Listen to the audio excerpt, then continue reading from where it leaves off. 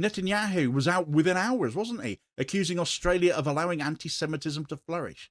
He did this before we knew the attackers' names, before the IS material was confirmed, before the injured were even stabilised. He didn't wait for clarity because clarity wasn't the point. The point was to position himself and the state he leads as the primary victims, even in a tragedy that occurred on the far side of the world. This is what he does.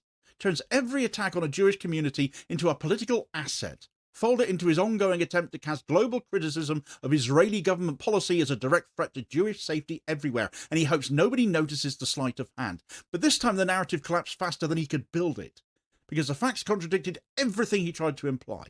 And Australian Jewish leaders, Australian officials, independent journalists were already pushing back by the time he finished his statement. While he was doing all of that, the Australian press was already dissecting the difference between genuine grief in the Jewish community and the attempts by outside actors to instrumentalize it.